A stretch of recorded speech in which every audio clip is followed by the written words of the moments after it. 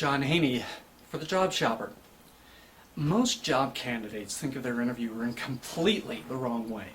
They think of it as an interrogation and view themselves as passive respondents, required to instantly answer whatever questions are thrown at them. But the reality is that you are, to a very large degree, in charge of the interview. You're not sitting in that chair just to sell yourself to the company, but also to ensure that you are sold on them.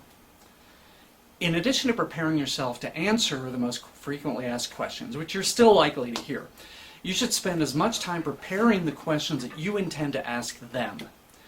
Crafting concise, targeted, enthusiastic, and positive responses to the interviewer's questions gives you the opportunity to demonstrate your knowledge of the company and its industry and to show off your qualifications that will show that you're going to fit right in.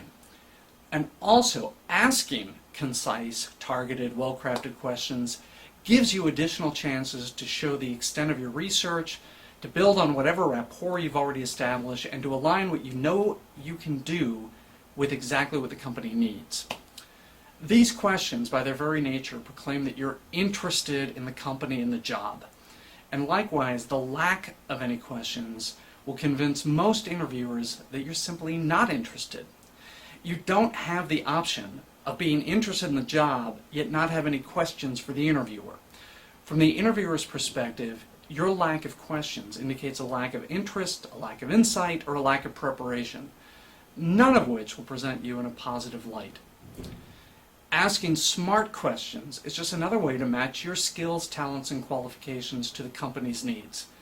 It's another opportunity to show that you are far and away the best candidate the interviewer is going to meet. So how do you know what questions to ask the interviewer? The key, again, is preparation. Before walking through the company's doors, you should have already spent a considerable amount of time researching the company, its executives, its products, its news releases, and its website. You should be able to create dozens of great questions after asking even a general question and getting an innocuous reply from the interviewer. For example, if you're interviewing with a wall covering company that recently announced they signed a licensing deal with the NFL, you could ask, Mr. Johnson, I read in Wall Covering Week you just signed a licensing deal with the NFL to produce a new series of wall coverings incorporating NFL team logos. Now, even if his response is limited to a simple acknowledgement that, yes, they did just sign a licensing deal, his confirmation opens up the opportunity for dozens of follow-up questions. Why did you make that decision? Who made that decision? Are you going to pursue licensing arrangements with any other sports leagues? Are you targeting any new markets with this decision? What channels will the new wall coverings be sold through?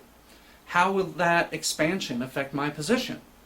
Is my position being created in whole or in part because of that decision? What others have to be hired as well, and in what departments? Look, I could go on and on. In fact, every answer the interviewer gives to each one of those questions, another half dozen should easily spring to mind. The bottom line is follow-up questions are the heart and soul of the interview process from both sides of the desk. Normally, job candidates wait until the very end of the interview, or when the interviewer finally asks, so do you have any questions? Before they start asking questions of their own. And I think this is a huge mistake. If you wait until near the end of the interview for the interviewer to ask you if you have any questions, they may have already downgraded you because you didn't take any initiative and ask questions right from the start. Asking questions during the regular interview doesn't mean interrupting, and it doesn't mean always answering a question with a question of your own. However, it does mean taking the initiative and asking questions early by simply asking, do you mind if I ask some questions? Once you've gotten permission, you've got carte blanche to ask questions throughout the interview, and most interviews are impressed with candidates who show they're interested, engaged, and assertive.